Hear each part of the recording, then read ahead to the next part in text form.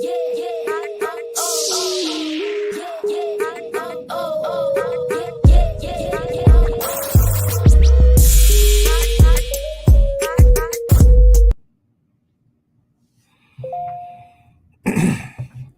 everybody. Dr. Rick Wallace here, dropping in on you. Hope everybody is having a good day. I hope that you have gotten off to a great week. Here we are. It's Tuesday. No matter where you are, if you're still breathing, you're still in the fight. This is something I had to remind myself of this past week, but again, I'm still standing.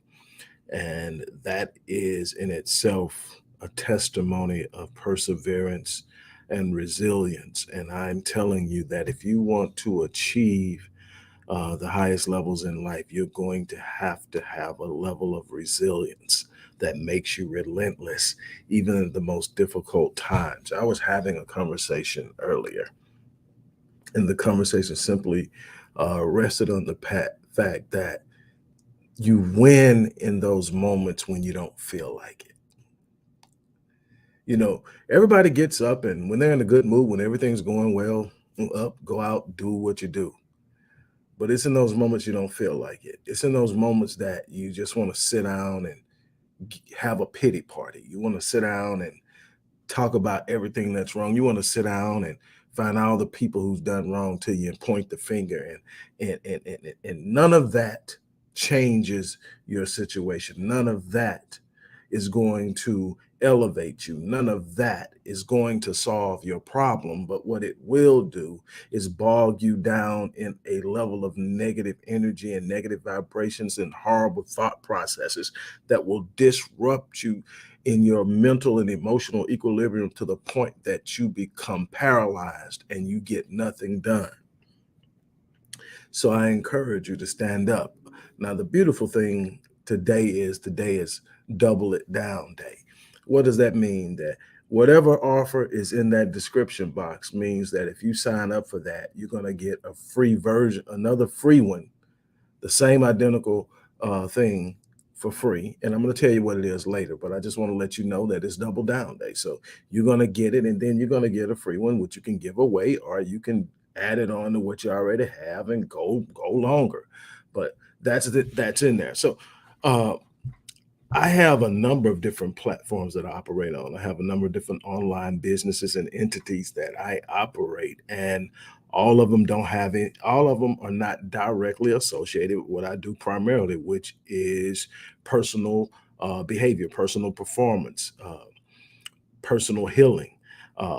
Anything to do with the behavioral sciences, I have my hand in it. But my primary focus is on two different ends of the spectrum: healing trauma and performance psychology, helping people win, helping people do things. And they're connected, they are inextricably connected. And that's how I got involved. Normally, someone hangs their hat in one end or the other. But what I realized is you can talk performance all day long. You can talk about the importance of how you think, how you approach any particular task, how you get the most out of your life. But if you haven't healed, if you haven't dealt with the trauma, whether it's childhood trauma, whether it's something that went on in a relationship, whatever it is, if you haven't dealt with it, if it was losing someone tragically or unexpectedly, if you haven't dealt with it, it has a massive impact on the level at which you can rise. So what I'm here to do is today is to talk to you about that, because there are some platforms that are more focused on performance, more focused on business and success in business and all of that. And you know, you get the questions, well, why are you posting about mental health here? Why are you posting about psychology here? What does it have to do with? Let me tell you something. Let me be very clear with you. 80% of success in life, regardless to what you are attempting to achieve, is psychology. Your thought processes, your perception, how you view yourself in this world, your self-image, all of those things are inextricably connected to how successful you will be in life. If your psychology isn't right, I don't care what kind of plan you have. I don't care who's backing you. I don't care what you're doing. If your psychology is off, you're going to struggle in being successful on a consistent basis in anything you attempt in life. So then How do we create the proper psychology? What, like anything else, we're talking foundation. What is the foundation of psychology? Self-image. Everybody approaches psychology from the realm of experience. Human experience impacts psychology, but psychology begins with how you see yourself in the world, because how you see yourself in the world is going to determine the capacity at which you approach the world in believing what you can do. Now, experiences like trauma are going to affect that. Now, you can have two people who go through trauma, the same time. Prime example, 9/11. There are people who are in the building who weren't traumatized. They experienced the trauma, but it did not traumatize them in the sense of there being a noticeable or uh, diagnosable level of trauma that needed to be treated. While there were people, not even the city of New York, who saw what happened on television, who are still being treated. So, what's the difference? Perception. Somebody's self image is that I can conquer anything, I can overcome anything. And by just participating in their own survival, or especially if they helped others survive that day, it meant that they didn't become traumatized by it. Their self-image or self-concept of being powerful was reinforced.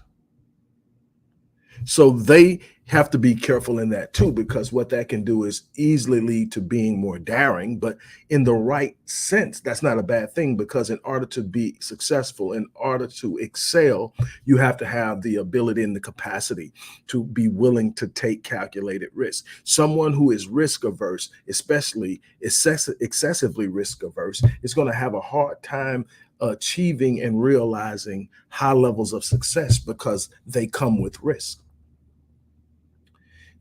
And so, why is it so important to heal?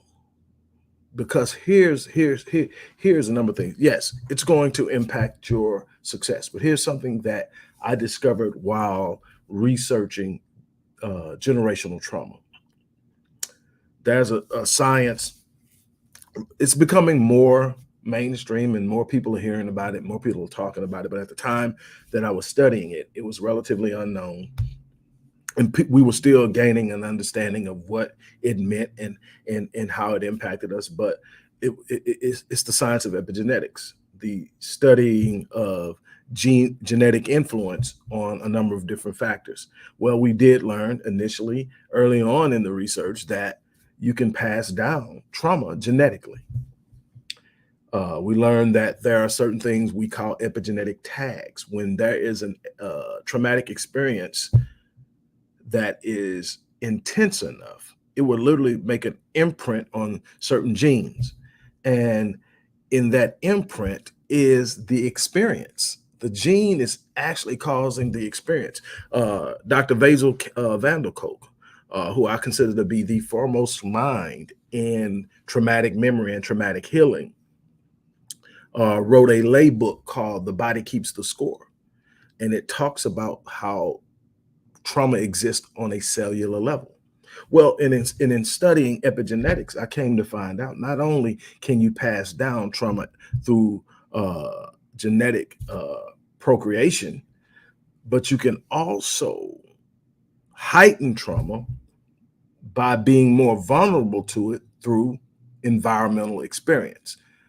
You can, in other words, you can take two identical twins, which means genetically they are the same. They were the same ovum that split after fertilization and became two, but they are genetically the same. You can take them, and initially they're going to be identical. Very few people will be able to tell them apart, and they will go on. But the more and more that you put them in diverse and divergent environments, the more you will be able to see the difference in how they move, the difference in their development, how they age, and how they respond to different illnesses or whatever. So you find out that the more challenging and traumatic the life environment, the more likely they are to become ill, the more likely that they are to die early. But we also gain something and I was actually asked to speak in Frankfurt, Germany on this about 5 years ago. And that is that trauma and intensely negative situations tend to upregulate cancer genes. Well, then there are other disease genes that it regulates as well. So there are these cancer genes. And if you study cancer and you understand cancer, then what you find is that in order for cancer to actually happen, for most cancers to actually happen, these genes have to be upregulated. They're there in everyone, but they are normally dormant and they have to be upregulated. Well, you used to believe that if mom had it, you had it, or you were more likely to have it. So we thought it was genetically passed down by proclivity, genetic proclivity. But what we find now is that it's more environmentally influenced. In other words, people who are in stressful environments are more likely to become ill. People who are in stressful environments have a tendency to upregulate genes. So, in other words, being in a stressful environment, going through trauma, all these things make you more likely to become ill. Now, the surface of that, psychosomatics, we've known for years that the mind has a direct impact on physical health. Psychosomatics, we know that. But what we learn in epigenetics is to the depth of it. We also have a subcategory of epigenetic influence on as far trauma influence on health outcomes, and that is in childhood trauma. We call them adverse childhood experiences, or ACEs. And in adverse childhood experiences, what we find out is that each childhood experience, and some of the adverse childhood experiences that count as being influential in long-term health outcomes, includes parents separating, parents abusive, a parent being abused or being abusive, a parent addicted to a controlled substance, a parent being incarcerated, a feeling of abandonment, emotional abuse, psychological abuse, physical abuse.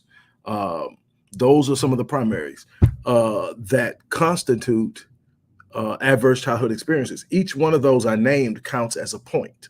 Here's what I can tell you, that with as few as 3 adverse childhood experiences, there are going to be some uh, physiological and health ramifications, not just in the short term, but throughout life. And this is even with intervention. But here's the thing, a child with at least 4 ACEs is 12 times more likely to at some point attempt suicide. A child with 3 to 4 ACEs is 6 times more likely to develop ischemic heart disease, 4 times more likely to develop type 2 diabetes. I could go on down the line that of these correlations that are directly attached to this type of experience. So now we're talking about an epigenetic influence that carries out and can be directly traced back to childhood experiences. Well, that's on the physiological health side. What about on the behavioral and social side? Because success in life is skill, engagement, but it is also the ability to function in a social environment, to be socialized in a manner in which you can move and operate and take advantage of opportunities as they present themselves. Here's the problem. A person who is suffering from some form of trauma. Now, here's the thing. We hear PTSD a lot. PTSD is post-traumatic stress disorder. You get that a lot with people who have had a major traumatic event. You see it with people who were in car or have been in car accidents, have been shot. You see it with people like experiences like 9/11. You get it a lot with soldiers returning from combat and having seen something atrocious and all of that. But that normally comes from PTSD is normally something that you get with one major traumatic experience that the body and the mind cannot process in a way that creates a linear timeline tag. In other words, everything that we experience in our life, if everything goes normal, is categorized and tagged and placed within a linear timeline in our psyche and in our memory. What does that mean? That when we call something When we recall something, we psychologically and subconsciously know that it's in the past. And why is that important? Because if I know something is in the past, no matter how bad it was, no matter what type of emotions it may stir up in me, it doesn't present itself as a threat.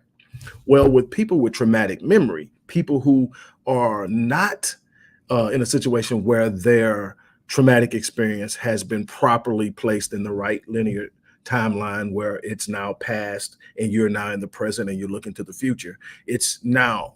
And what does that mean? That means that any trigger that brings it up does not bring it up as a memory of the past. It brings it up as a relived experience. So it is now a threat in process.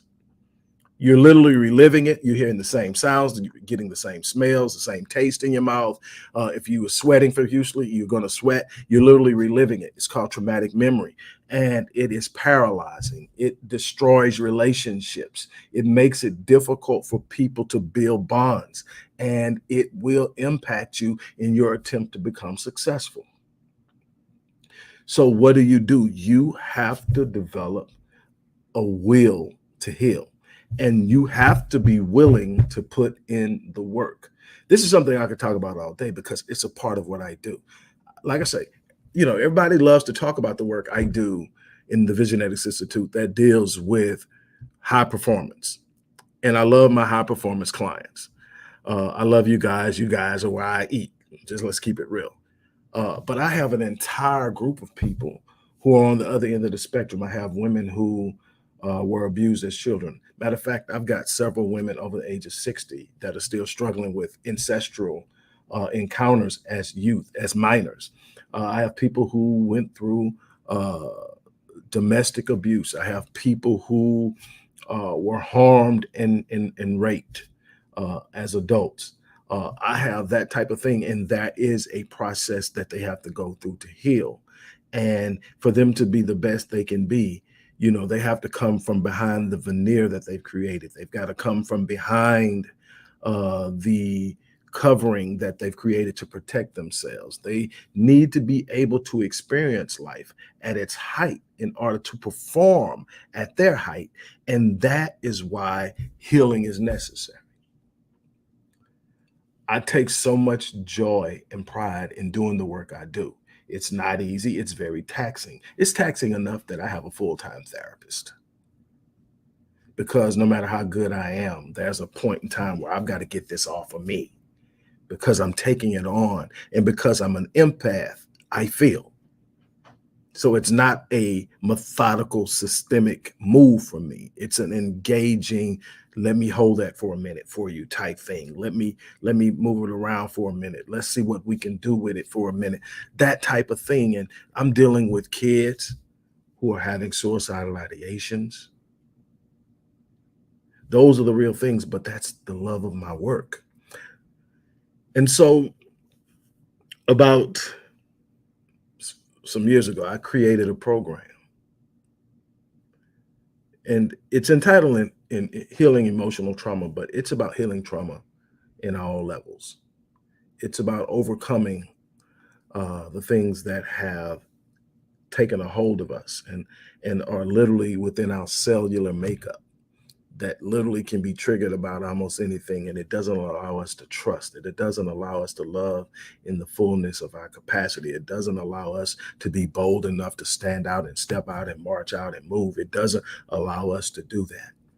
And so what I decided to create it. And I decided to create it in two forms. The first form is a self-paced course that you can order and you can take yourself through the process. I've seen people go through the healing process on their own. Uh, I prefer to work with people because it can become troubling, it can become taxing. You can get to some moments that literally frighten you, but it's better than not doing anything. And that is an offer in there. The second is something that I'm really, really excited about, and it's the program plus me. And that means you get the program, but you're going to walk through this program step by step with me. I'm going to take you through it. I'm going to give you the guidance you need. We're going to analyze what needs to be analyzed. We're going to properly process what needs to be processed. We're going to categorize and log in our memory the things we need to log in our memory as the past. We're going to integrate those bad moments into your linear timeline so that they no longer are creeping into your present and disrupting your capacity for a great future. And again, because this is far too common and far more common than anyone wants to admit, I am going to uh, give everybody who signs up, I'm going to give you a second one free. Now, that's for someone else, but if you want to take it and say, I need a double dose, I'm going to need more than X amount of sessions. And like I said, these courses aren't, you know, okay, 2 or 3. I'm talking 19 modules. And I'm talking about, I'm going to go through with them. I'm going to go through all of them with you. If you get the uh, larger course, I mean, the support, it's called the supported course and the non-supported course. But if you get this non-supported course, I'm still going to be available. Just email me. Just email me and I'll answer your questions. Um, if I need to get on the phone with you about something that can't be answered in an email, I'll do it. But whatever you do, it's time to heal. It's time to heal. It's time to get out of the past because there's so much out in front of you.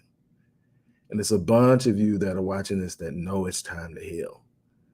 It's time to stop pretending. It's time to start living. Let me help you.